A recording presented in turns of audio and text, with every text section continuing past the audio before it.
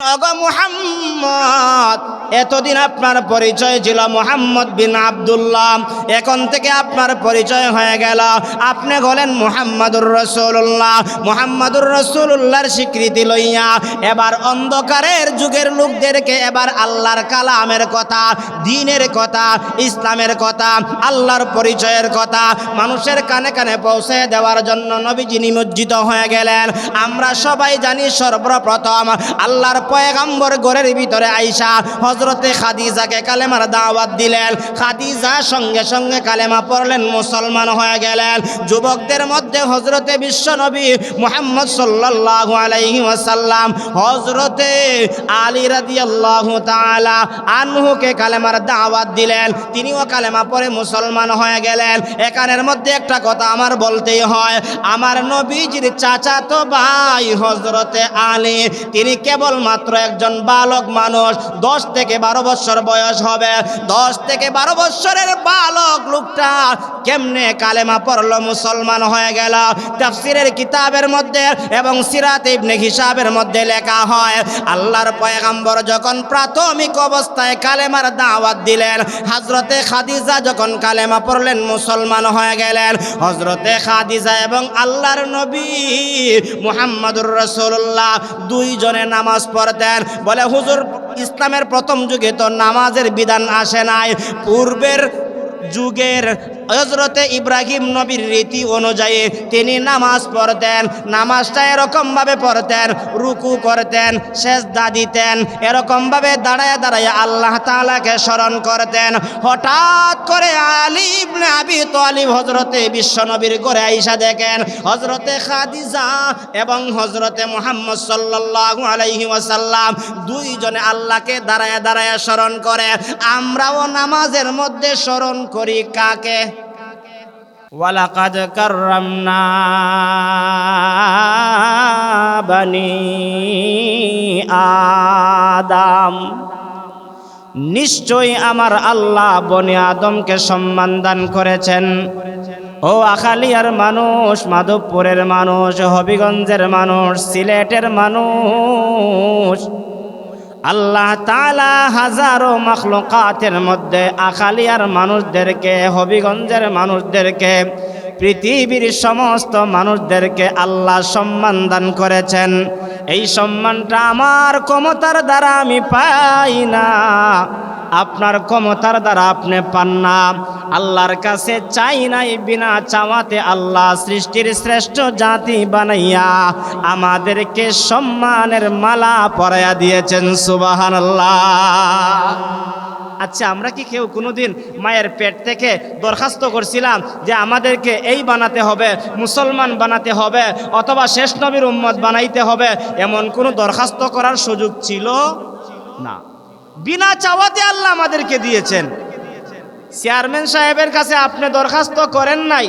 দুনিয়ার একটা উদাহরণ দেই, চেয়ারম্যানের কাছে আপনি আপনার জরুরতের কথা বা আপনার পছন্দের কথা বলেন নাই, বিনা চাওয়াতে চেয়ারম্যান যদি আপনাকে বলে, ও কলিমউদ্দিন সাহেব, আপনাকে আমি আমার পক্ষ থেকে এই জিনিসটা দিলাম, যাকে দিয়েছে সে কি পাওয়ার পরে বেজার হবে না খুশি হবে? খুশি হবে। তো আমরা আল্লাহর কাছে চাই নাই, আল্লাহ তাআলা বিনা চাওয়াতে আমাদেরকে মানুষ বানাইলেন, বিনা চাওয়াতে আমার আল্লাহ আমাদেরকে মুসলমান বানাইলেন। পৃথিবীতে হিন্দু আছে, খ্রিস্টান আছে, শিখ আছে, চাকমা আছে, বেদিন আছে, বেঈমান আছে, যত ধরনের যত মানুষ আছে, যত ধর্মাবলম্বী আছে, কোন ধর্মাবলম্বী আমার আল্লাহর কাছে গ্রহণযোগ্য নয়। একমাত্র গ্রহণযোগ্য একটা জাতি আছে, সেই জাতিটা হলো মুসলমান জাতি। আল্লাহ সেই জাতির মধ্যে আমাদেরকে প্রবেশ করাইলেন, সেই জাতি হিসাবে আল্লাহ আমাদেরকে স্বীকৃতি দিলেন। এবার আপনাদের কাছ থেকে জানতে চাই রে আখালিয়ার যুবক বৃদ্ধ বাবা, আমরা মুসলমান হওয়ার দ্বারা খুশি না বেজার? এটা আমার কথা নয়, আল্লাহ বলেন ইন্নাদ-দীনা ইনদাল্লাহ ইলাহিল ইসলাম, নিশ্চয়ই আমার আল্লাহর কাছে একমাত্র মনোনীত কমপ্লিট ধর্ম হলো ইসলাম। জুড়ে আওয়াজ দিয়া বলি আলহামদুলিল্লাহ। কথায় কথায় বলতে হয়। এই বয়ানটা আমি আরো অনেক বছর আগে করেছিলাম এক জায়গায় সেম সিস্টেমে। অনলাইনে সেই বয়ানটা চলে গেল। চলে যাওয়ার পরে সেই বয়ানটা তো শুধুমাত্র মুসলমানের সামনে যায় নাই, হিন্দুদের সামনেও গেছে, খ্রিস্টানের সামনেও গেছে, শিখ চাকমার সামনেও গেছে। ভিন্ন ধর্ম অবলম্বীরা সেখানের মধ্যে লেখে, বলে মুসলিম ধর্ম সত্য ধর্ম, সেটা মানতে চায় না। আমার বয়ানের ভিতরে সেটাও আছে। আল্লাহ যেরকম ভাবে ইসলাম ধর্মকে আমার আল্লাহ সত্য ধর্ম, শান্তির ধর্ম, পছন্দের ধর্ম স্বীকৃতি দিয়েছেন, সাথে সাথে অন্য আয়াতে আল্লাহ এই কথাও জানা দিয়েছেন, ইসলাম ধর্ম ছাড়া অন্য কোন ধর্ম আল্লাহর কাছে গ্রহণযোগ্য নয়। এটা আমি আজিজুর রহমান হুসাইনের জবানের কথা নয়, আমার আল্লাহ কালামের মধ্যে বলে দিয়েছেন, ওয়া মান ইয়াবতাগি গায়রাল ইসলামি দীনা গায়রাল ইসলামি দীনান ফালান ইউকবালা মিনহু ওয়া হুয়া ফিল আখিরাতি মিনাল খাসিরিন। জোরে আওয়াজ দিয়া বলুন আল্লাহু আকবার। ও মুসলমান, আমার আল্লাহ জানাই দিলেন, ওয়া মান ইয়াবতাগি গায়রাল ইসলামি দীনা, ইসলাম ধর্ম ছাড়া অন্য কোন ধর্ম, ইসলাম ধর্ম ছাড়া আরো যত ধর্ম আছে, অর্থাৎ হিন্দু বলেন, খ্রিস্টান বলেন, শিখ বলেন, চাকমা বলেন, বেদিন বেঈমান যারা আছে, কোন মানুষের কোন ধর্ম আল্লাহর কাছে গ্রহণযোগ্য নয়। এই ঘোষণাটা একমাত্র দিয়েছেন কে? ইসলাম ধর্ম ছাড়া কোনো ধর্ম আল্লাহর কাছে গ্রহণযোগ্য না। এমন কি আমার আল্লাহ আয়াতের শেষ ভাগে বলেন, ওয়া হুয়া ফিল আখিরাতি মিনাল খাসিরিন, আখিরাতে যারা অন্য ধর্ম নিয়ে আল্লাহর দরবারে উপস্থিত হবে, আল্লাহর দরবারে হাজির হবে, তারা ক্ষতিগ্রস্ত হয়ে যাবে, ক্ষতিগ্রস্ত হয়ে যাবে। ইসলাম নিয়ে যারা যাবে তাদের ধর্ম গ্রহণ হবে, তাদের ধর্ম আল্লাহ পছন্দনীয় ধর্মটা গ্রহণ করবে।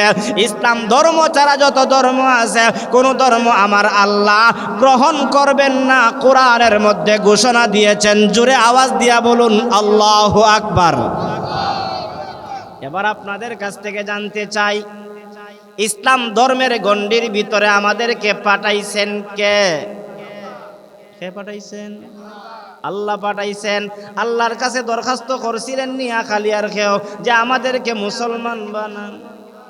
বিনা চাওয়াতে আল্লাহ দয়া করে আমাদেরকে মুসলমান বানাইছেন। আর যেই মুসলমান ধর্মটা আল্লাহর কাছে স্বীকৃত প্রাপ্ত, আল্লাহর কাছে পছন্দনীয়, এমন ধর্ম আমরা পাইলাম, আমরা দুনিয়াতেও গৌরব করতে পারবো, আখিরাতেও আমরা গৌরব করতে পারবো। কেন গৌরব করতে পারবো জানো? আমরা দুনিয়াতে মুসলমান হিসাবে আমরা বলতে পারবো আমরা মুসলমান, আমাদের ধর্ম ইসলাম, আমাদের আল্লাহ এক, আমাদের নবী মুহাম্মদুর রাসূলুল্লাহ সাল্লাল্লাহু আলাইহি ওয়াসাল্লাম, আমাদের গ্রন্থ মহাগ্রন্থ আল কোরআন। জোরে আওয়াজ দিয়া বলুন ঠিক কিনা? আমরা গৌরব করে দুনিয়াতে বলতে পারবো। কোন বাবার সন্তান যদি 10 জন হয়, এর মধ্যে দুনিয়ার নীতি প্রথা অনুযায়ী যদি কেউ ব্যারিস্টার হয়ে যায়, দুনিয়ায় শিক্ষায় শিক্ষিত হয়ে, বাবা এই আপনাদের মন্তলা বাজারে গিয়া ট্যাঙ্গের উপরে ট্যাং তুললা চাটা তলইয়া কয়, বেটা জানোস নি আমি তো গৌরব করে বলি আমার একটা সন্তান ব্যারিস্টার। হয়নি না? হয় না? এটা গৌরব দেখায়। পক্ষান্তরে কোনো বাবার কোনো সন্তান যদি হাফেজে কোরআন হয়, আলেম হয়, আল্লাহর প্রিয় হয়ে যায়। ওই কিছু বাবা আছে ওই জায়গায় ঠ্যাঙ্গের উপরে ঠ্যাং তুললে সেও বলে, আরে বেটা তুই কি জানোস আমি তো একজন হাফেজে কোরআনের বাবা। এই কথার দ্বারা ওই বাবাটা দুনিয়াতেও গৌরব করতে পারবে, আর হাফেজে কোরআনের বাবা হওয়ার দ্বারা আখিরাতেও সম্মান আর মর্যাদা পাবে, সে আখিরাতেও সম্মানের মালিক হয়ে যাবে। সুবহানাল্লাহ। বাকি অন্যগুলোরে হাফেজ বানাইতে পারলো না, সেজন্য বাবা এই সন্তানকে নিয়ে গৌরব করে কি করে না। তার একটা নাম তাকে আব্দুল করিম অথবা আব্দুল সত্তার অথবা আব্দুর রহিম, কিন্তু বাবা মোহব্বত করে আব্দুর রহমান বলে ডাকে না, বলে আমার হাবিজ সাহেব কোথায়। হয়নি না, হয় না? আরে এটা তো বাবাই বলবে কেন? আপনাদের মাদ্রাসায় যদি একটা ছাত্র হাফেজে কোরআন সবক শেষ করে হাফেজ হয়, এলাকার কমিটিতে যারা আছে অথবা যারা মাদ্রাসার সাথে সম্পর্ক রাখে তারাও যখন ওই হাবিজ সাহেবরে দেখে নাম ধরে ডাকে না, হয় ও হাবিজ সাহেব বেটা কই আছো বা, হয়নি না, হয় না? আল্লাহ তাআলা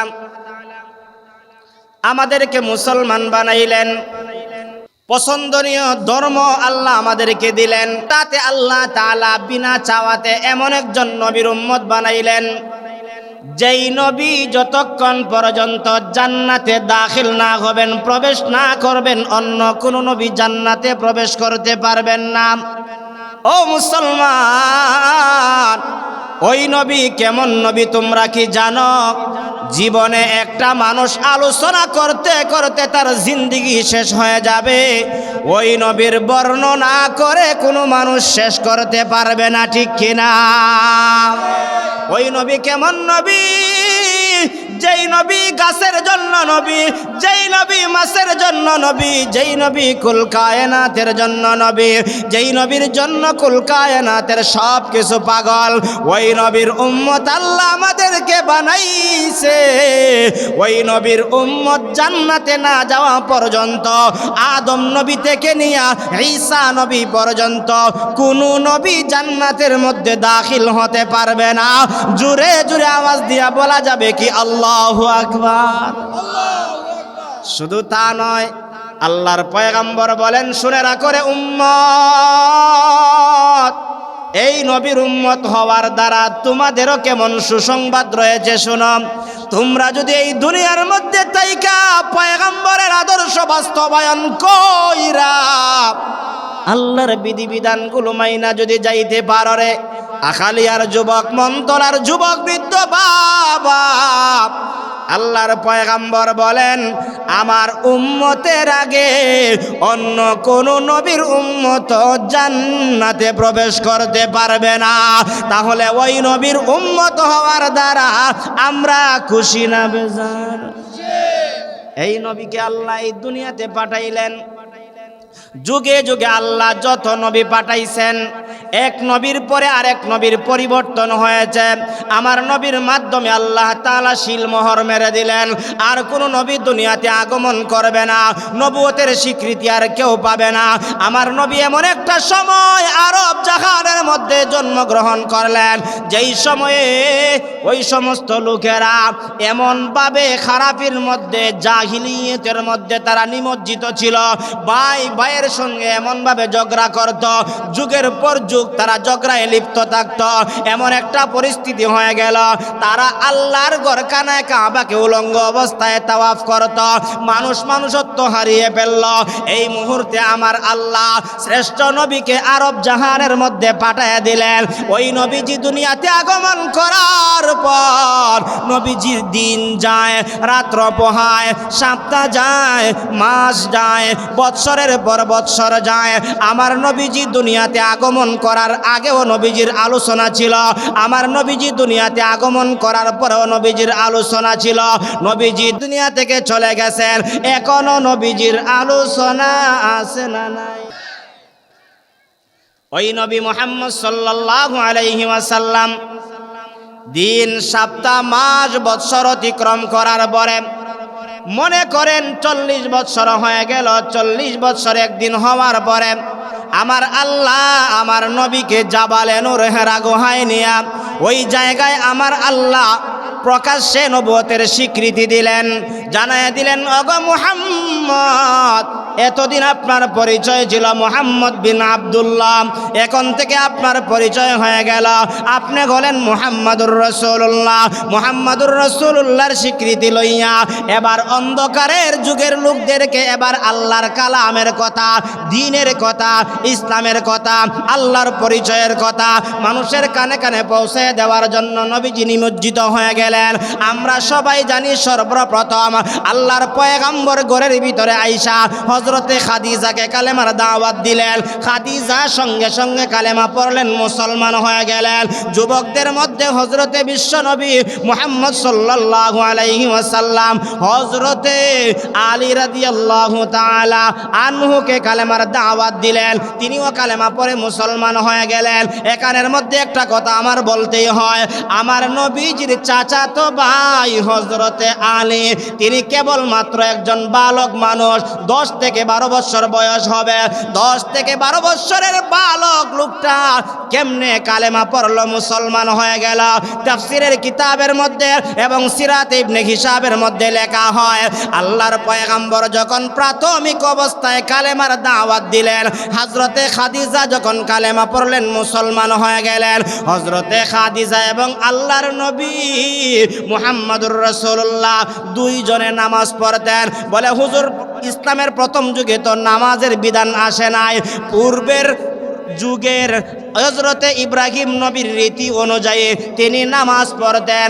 নামাজটা এরকমভাবে পড়তেন, রুকু করতেন, সেজদা দিতেন, এরকমভাবে দাঁড়ায় দাঁড়ায় আল্লাহ তাআলাকে স্মরণ করতেন।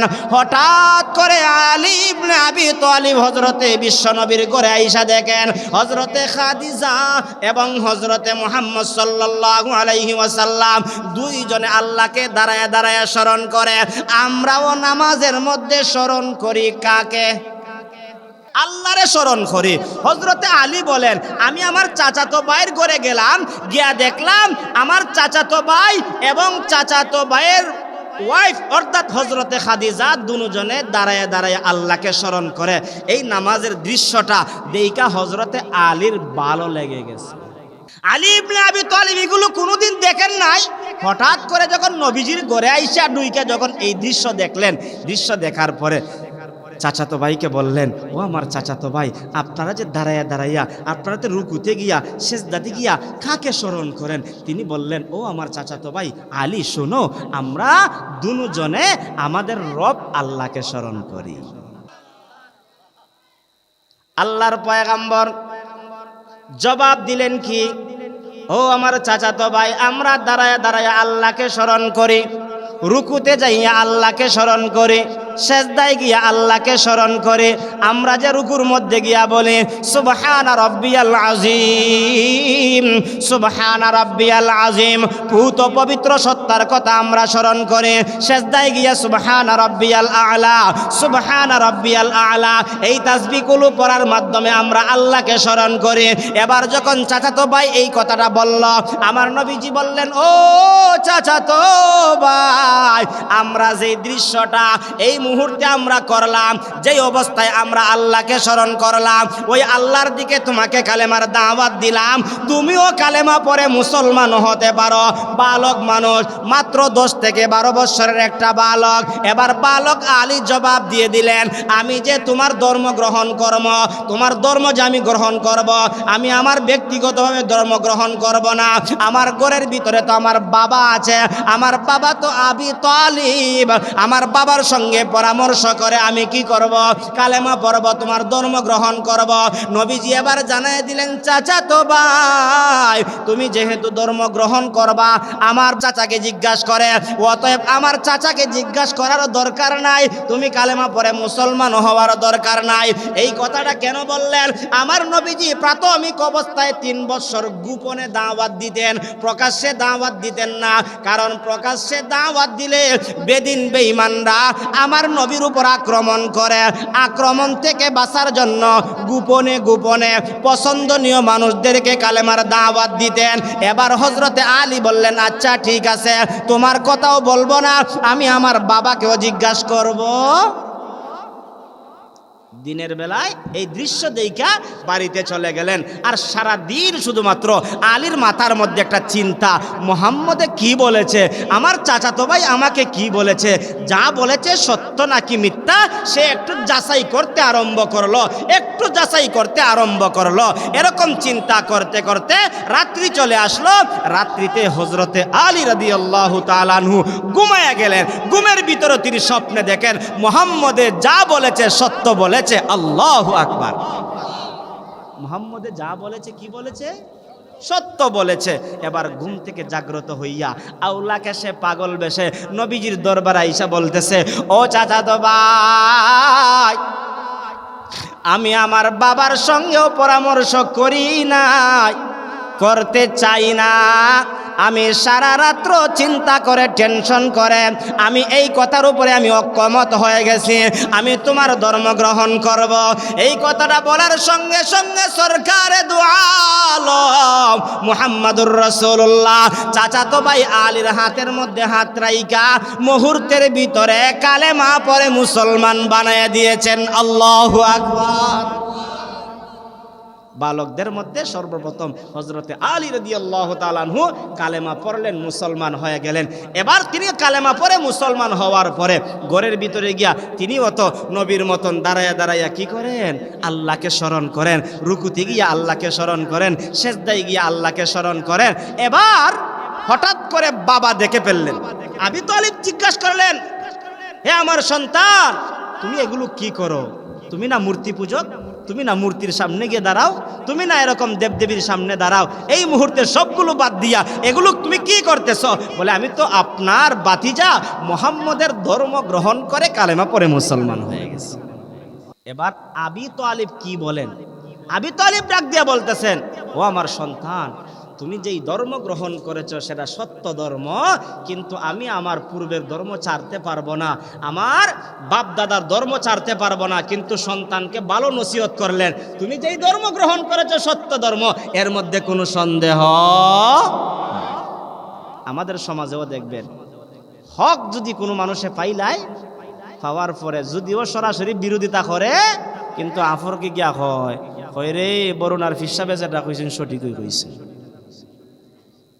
সামনে বিরোধিতা করতে পারে, কিন্তু আফর খাইকে কি কয়, বরুণার হুজুরে যা বলছেন সঠিক বলেছেন, সত্য বলেছেন, এর মধ্যে কোনো সন্দেহ নাই।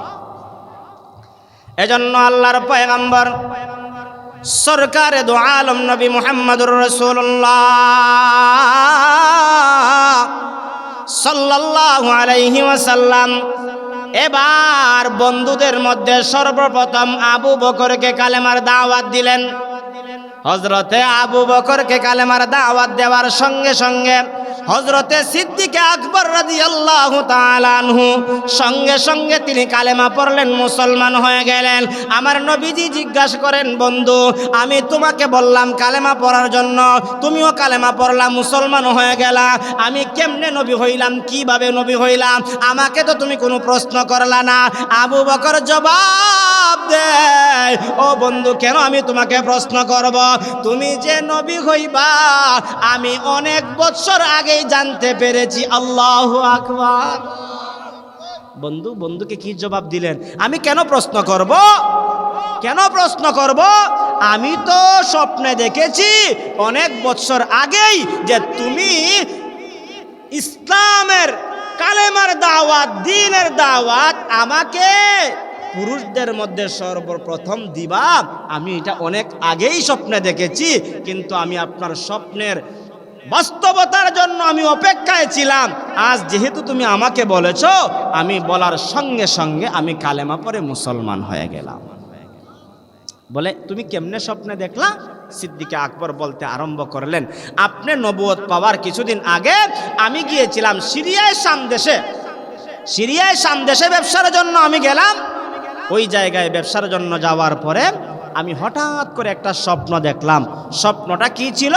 আমি দেখলাম আসমান থেকে কি যেন একটা নূর আলো আসলো, আইসা আমার কলবে প্রবেশ করলো। আর কলবে প্রবেশ করার সঙ্গে সঙ্গে আমার ঘুমটা ভেঙে গেল। আমি দেখলাম এই আলোটা শুধুমাত্র আমাকে আলোকিত করে নাই, আমার ঘরের সবাইকে আলোকিত করলো, আমার আশপাশের সবাইকে আলোকিত করে ফেলেছে। আল্লাহু আকবার। এবার হযরতে আবু বকর বলেন, আমি স্বপ্ন দেখার পরে টেনশনে পড়ে গেলাম, চিন্তায় পড়ে গেলাম, কি স্বপ্ন দেখলাম আর স্বপ্নের ব্যাখ্যা আমি কিভাবে জানবো? আমি তো নিজের স্বপ্নের ব্যাখ্যা নিজে জানতে পারি না। অতএব তিনি সিরিয়ার শাম দেশের মধ্যে বেকুল হয়ে গেলেন। একজনের কাছে যান, আরেকজনের কাছে যান, আরেকজনের কাছে যান, গিয়া জিজ্ঞাসা করেন আমার স্বপ্নের ব্যাখ্যাটা জানায় দাও। কেউ বলে আমরা পারি না। একজনের পরামর্শ দিল, আমাদের দেশের মধ্যে এমন একজন জ্যোতিষী আছে, ওই জ্যোতিষীর কাছে যাইতে পারলে তিনি আপনার স্বপ্নের ব্যাখ্যা জানায় দিবে। এবার হযরতে আবু বকর ওই জ্যোতিষীর কাছে গেলেন, গিয়া বললেন যে আমি একটা স্বপ্ন দেখেছি, আমার স্বপ্নের ব্যাখ্যাটা আমি জানতে চাই। আসছিলাম সিরিয়ায় ব্যবসা করার জন্য, ব্যবসা করতে আর ভালো লাগে না, মন চায় না, স্বপ্নে যেন আমাকে অন্যরকম করে ফেলেছে। এবার জ্যোতিষী আল্লাহর পয়গম্বরের সাহাবী হযরতে আবু বকরের মাথার দিকে একবার তাকায়, পায়ের দিকে একবার তাকায়, আর তাকায় জিজ্ঞাসা করে, ও যুবক তোমার নাম কি? হযরতে আবু বকর বললেন আমার নাম আবু বকর। জিজ্ঞাসা করলেন তোমার বাবার নাম কি? বলে আমার বাবার নাম আবি কুহাফা। বলে তোমার বাড়ি কোথায়? বলে আমার বাড়ি হলো মক্কায়। এবার ওই জ্যোতিষী ডাক দিয়া বলে, হে যুবক, তোমার নাম যদি আবু বকর হয়ে থাকে, তোমার বাবার নাম যদি আবি কুহাফা হয়ে থাকে, তোমার বাড়ি যদি মক্কায় হয়ে থাকে, শুনে রাখো রে যুবক,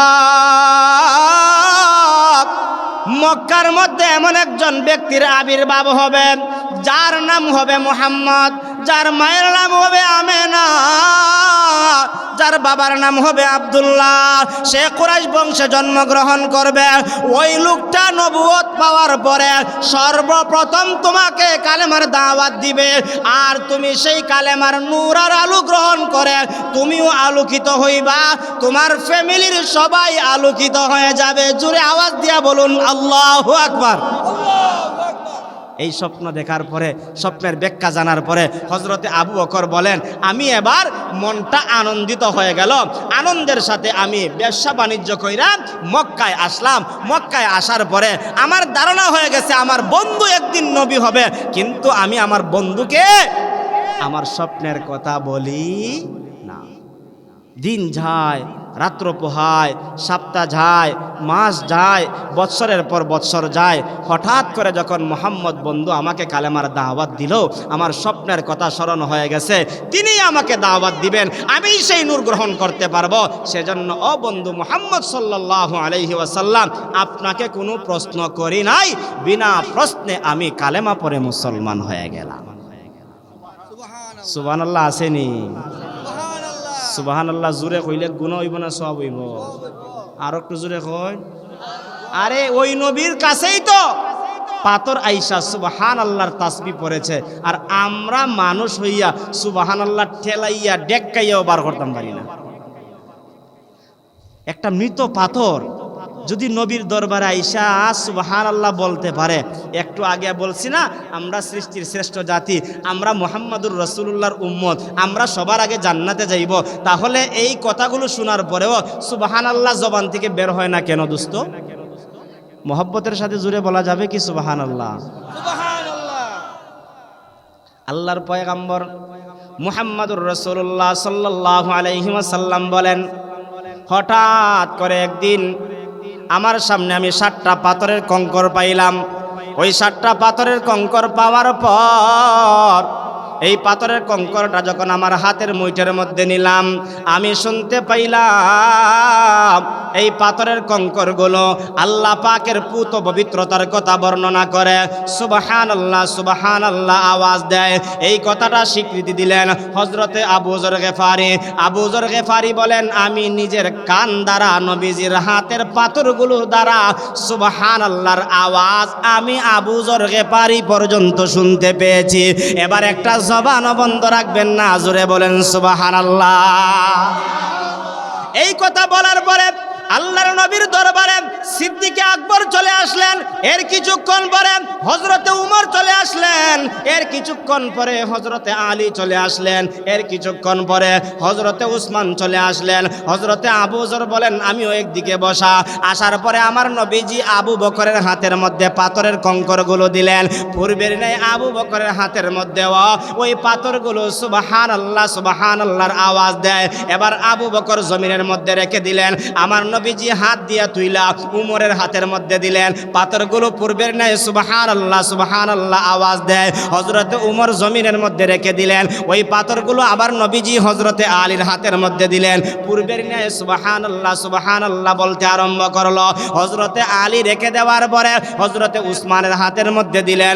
উসমানের হাতের মধ্যে যাওয়ার পরেও পূর্বের ন্যায় নবীজির হাতের বরকতে পাথরগুলো সুবহানাল্লাহ সুবহানাল্লাহ বলে।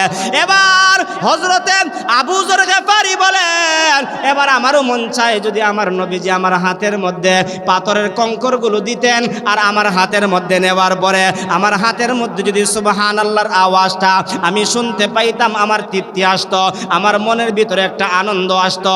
এই কথা বলতে না বলতে হযরতে আবু যরের হাতের মধ্যে আল্লাহর পয়গম্বর সাল্লাল্লাহু আলাইহি ওয়াসাল্লাম পাথরের কঙ্করগুলো দিয়ে দিলেন। হযরতে আবু যর ডাক দিয়া বলেন আমি পূর্বের ন্যায় আমার হাতের মধ্যে পাথরগুলো যে সুবহানাল্লাহ সুবহানাল্লাহ আওয়াজ দিয়েছিল, আগে তো অন্যদের হাতে শুনলাম, এই মুহূর্তে আমার হাতের মধ্যে যে পাথরগুলো সুবহানাল্লাহ বলেছে, জিকির পড়েছে, আমি নিজ কান দ্বারা শুনতে পেরেছি, নিজ চোখ দ্বারা দেখতে পেরেছি। একটা জবানও বন্ধ রাখবেন না, জোরে আওয়াজ দিয়া বলুন না সুবহানাল্লাহ। ও মুসলমান, এটা বরকত নবীজির হাতের বরকত। কার বরকত? নবীজির হাতের বরকত। নবীজি একটা এই পাথর যদি আপনার হাতে লইন সুবহানাল্লাহ হইব নি? রেলের লাইনে তো পাথরের অভাব নাই, অভাব আসেনি? অন্য এলাকার মানুষ যে পরিমাণ পাথর দেখছে আপনারা তার চাইতে হাজার গুণে বেশি দেখেন, কারণ ঘুম থেকে ওইটাই পাথর দেখতে পান। কোনোদিন শুনছেননি ওই পাথর আপনারে ডাকছে অথবা আল্লাহর নাম ডাকছে? শুনেন নাই, কিন্তু সাহাবীরা শুনছে। আমরাও সেই শোনার অপেক্ষায় থাকবো। আখিরাতে যদি যাইতে পারি, আখিরাতে জান্নাতে যাইতে পারি, ওই পাথরগুলো আমাদেরকে শুনাইয়া শুনাইয়া আল্লাহ পাকের পুত পবিত্রতার কথা বর্ণনা করবে। এবার জবান খুলে বলুন আল্লাহু আকবার। যেই কথাটা বলতেছিলাম, এমন নবীর উম্মত আল্লাহ আমাদেরকে বানাইছেন যেই নবীর কাছে সাহাবায়ে কেরাম কালেমা পড়ে মুসলমান হয়েছেন। কি হয়েছেন? মুসলমান হয়েছেন। একের পর এক যখন মুসলমান হতে আরম্ভ করলো, সংক্ষিপ্ত কথা, প্রথম কে কালেমা পড়লেন? হযরতে খাদিজা।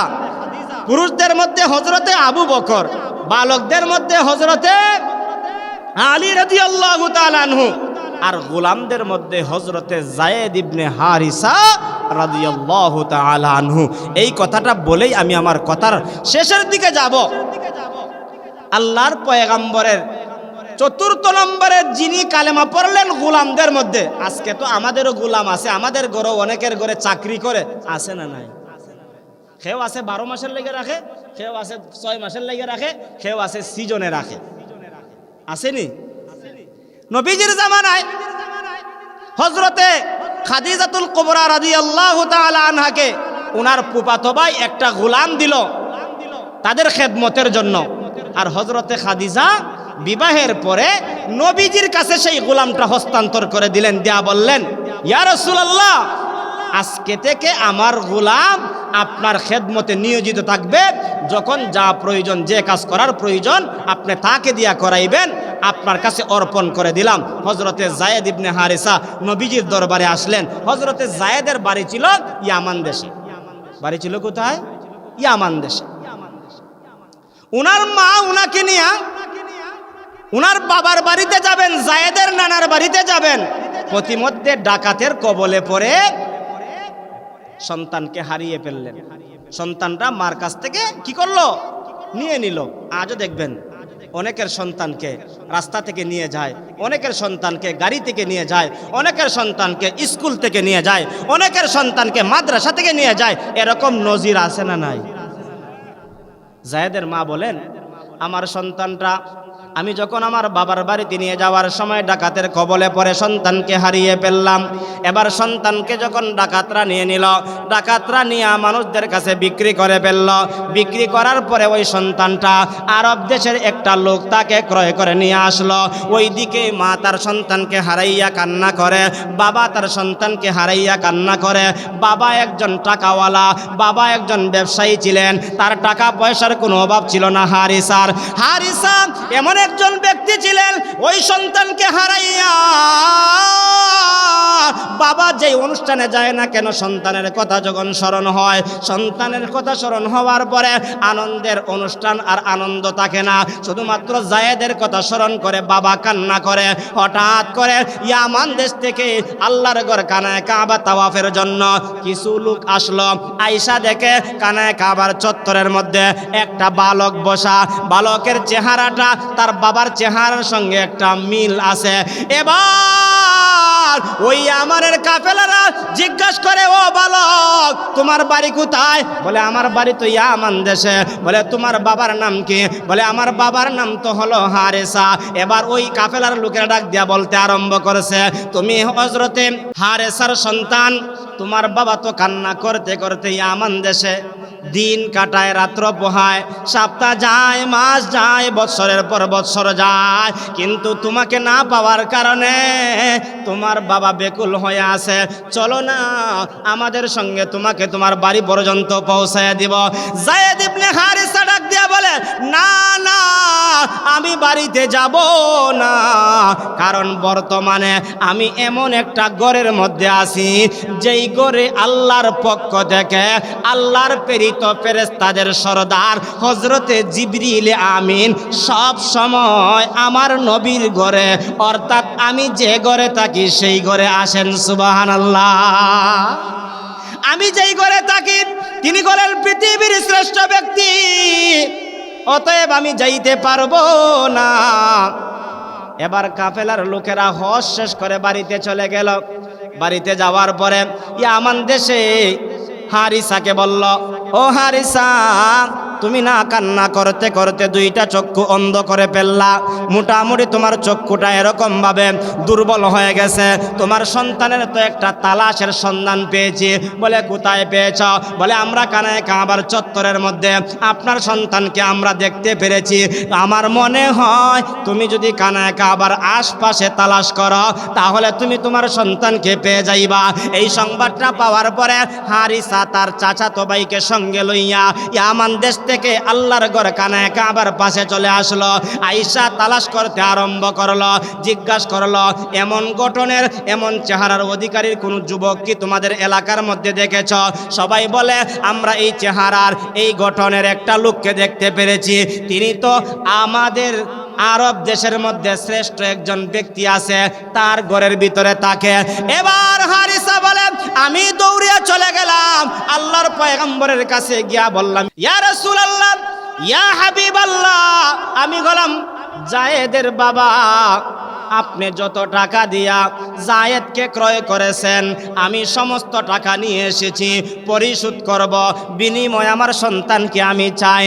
ইয়া রাসূলুল্লাহ, আমার সন্তানটা যদি আমাকে দিয়ে দেন আমি আপনার উপরে চিরকৃতজ্ঞ থাকব, তবে মাগনা ফিরি নিব না, আমি বিনিময়ে দিয়ে নিব। আল্লাহর পয়গম্বর এমন আখলাকওয়ালা নবী, আমার নবীজি জানায় দিলেন, ও হারিসা শোনো, আমি তোমাকে দুইটা অপশন দিয়ে দিলাম। এক নাম্বার অপশন হলো, আমি যদি তোমার সন্তান যদি তোমার সঙ্গে যেতে চায় আমি তোমার সন্তানকে তোমার কাছে দিয়ে দিব, আমি মুহাম্মদ তার বিনিময়ে নিব না। আল্লাহু আকবার। কি নিব না? বিনিময় নিব না। যদিও তোমার সন্তানকে ক্রয় করার সময় আমরা বিনিময় দিয়ে নিয়ে আসছি, কিন্তু আমি মুহাম্মদ বলে দিলাম তোমার সন্তান যদি যেতে চায় বিনা টাকায় তোমার সন্তানকে তোমার কাছে দিয়ে দিব। 2 নম্বরের অপশন হলো, তোমার সন্তান যদি যেতে না চায় আমি তোমার সন্তানকে ছেড়ে দিব না, আমি তোমার সন্তানকে নিজের সন্তানের মধ্যে রেখে দিব। সুবহানাল্লাহ। অপশন কয়টা? 2টা। একটা হলো যেতে চাইলে বিনা টাকায় দিয়ে দিব, 2 নম্বর হলো থাকতে চাইলে আমি তোমার সন্তানকে কি করব না। ফিরিয়ে দিব না, আমি তোমার সন্তানকে আমার নিজের সন্তানের মতন রেখে দিব। জোরে আওয়াজ দিয়া বলি আল্লাহু আকবার।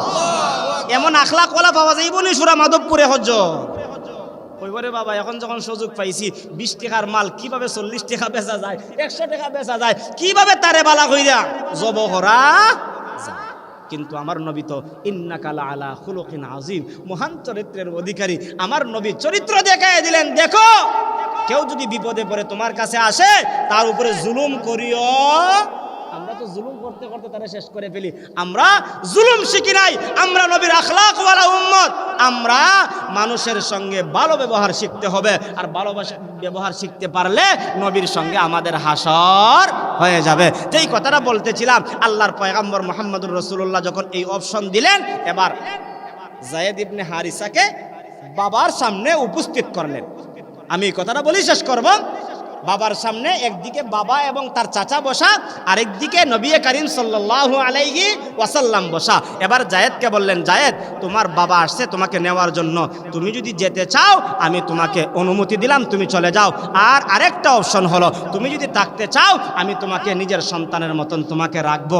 এবার জায়েদ কত বিচক্ষণ ব্যক্তি ছিলেন। জায়েদ ডাক দিয়া বললেন, ইয়া রাসূলুল্লাহ, আমার বাবাকে আমি চিনতে পেরেছি, আমার চাচাকে আমি চিনতে পেরেছি, কিন্তু আমি যেই ঘরে এসেছি এই ঘর থেকে আমি আর যাব। সুবহানাল্লাহ কইনা।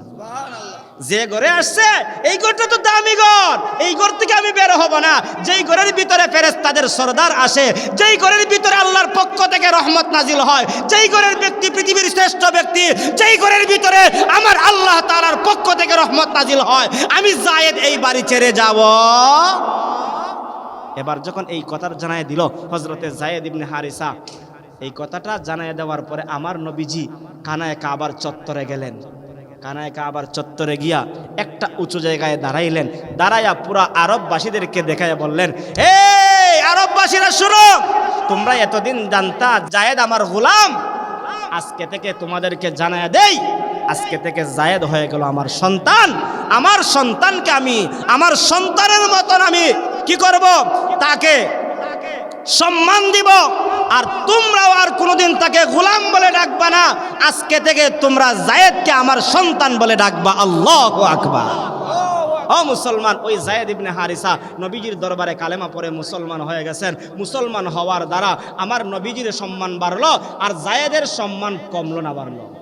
বাড়লো। তাহলে চাই যে চারজন ব্যক্তির কথা বললাম, সময় সংক্ষিপ্ত।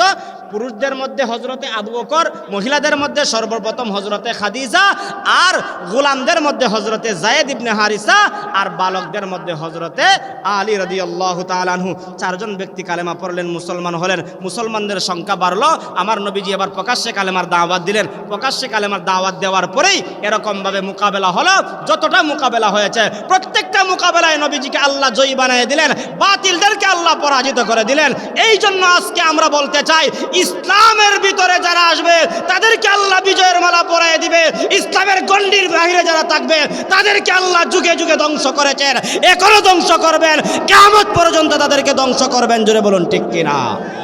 অতএব আমরা ইসলামের পক্ষে, কোরআনের পক্ষে, মসজিদ মাদ্রাসার পক্ষে থাকতে রাজি আছি তো ইনশাআল্লাহ? দুইটা হাত তুলে আমরা দেখাই দিই, রাজি আছি তো ইনশাআল্লাহ? আল্লাহ আমাদের সবাইকে কবুল করুক, আমিন।